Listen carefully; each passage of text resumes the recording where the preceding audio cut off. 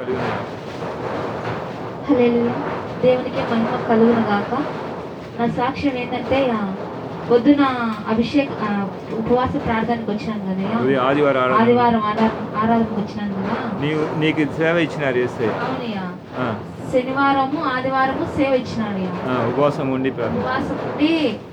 శనివారము యవనస్తుల కొరకు ప్రార్థనలు చేయమని సేవ ఇచ్చినాడు. ఆదివారము బాప్తిసం పొందిన వారికి ప్రార్థనలు చేయమని సేవ ఇచ్చినాడు. అవునయ్యా, సేవ ఇచ్చినాడా.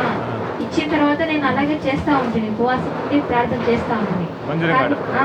కానీ ఇక్కడైతే నాకు నిన్న పొద్దునేడు ఏమని ప్రేరేపించినాడంటే, దేవుడు నామకార్థన ప్రార్థన నాకు వద్దు, నిజమైన ప్రార్థన కావాలి. ఆ ప్రార్థన ఎలా చేయాలంటే, మొదటిగా తండ్రి నిన్ను నువ్వు శుద్ధీకరించుకొని, నేను ఏదైనాకైతే సేవ ఇచ్చినానో, నా చిత్తం ఏ దాని పైన పెట్టి నేను నీకు సేవ ఇచ్చినానో ఆ చిత్తం నాలో నీకు సాక్షిగా నెరవేరును గాక అని మహిమగా నాకు సాక్ష్యం చెప్పు, ప్రార్థన చెయ్యి, సేవ చెయ్యి. ఎక్కువ ప్రార్థన చేయకపోయినా కొన్ని మాటలు చెప్తే నాకు మహిమగా ఉంటాయని చెప్పినాడు దేవుడు. అలాగా ప్రేరేపించినాడు. కానీ నేను చెప్పాలనుకున్నాను, కానీ చెప్పలేకపోయినాను పొద్దునేది.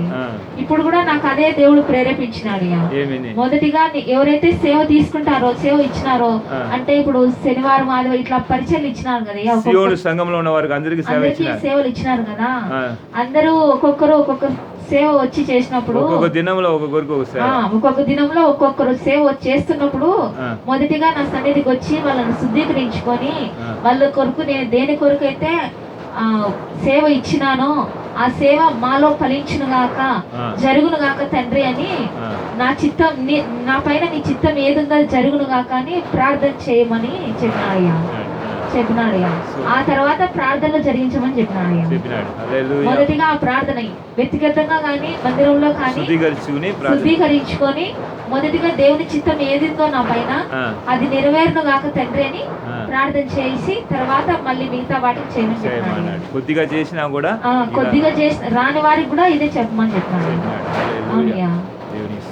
తండ్రి, నాకు ఈ దినం నువ్వు పరిచయం ఇచ్చినావు, నన్ను శుద్ధీకరించు నాయనా, నేను చేసిన పాపాలు కడిగి వేయి తండ్రి అని. తండ్రి, నాకు సేవ ఇచ్చినావు కదా, నా పైన ఏ చిత్తం పెట్టి నాకు సేవ ఇచ్చినావో ఆ చిత్తం నాలో జరుగును గాక తండ్రి అని ప్రార్థన చేయమని చెప్పినాడు. రాని వాళ్ళకు కూడా ఇలాగే ప్రార్థన చేసి, ఏదేనికి చేయాలో దానికి చేయమని చెప్పినాడు.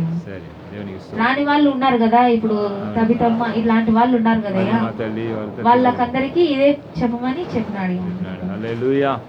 దేవునికి మహిమ కలుగును గాక.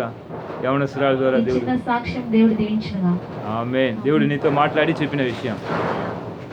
హల్లెలూయా. దేవునికే మహిమ కలుగును గాక. ఆమేన్.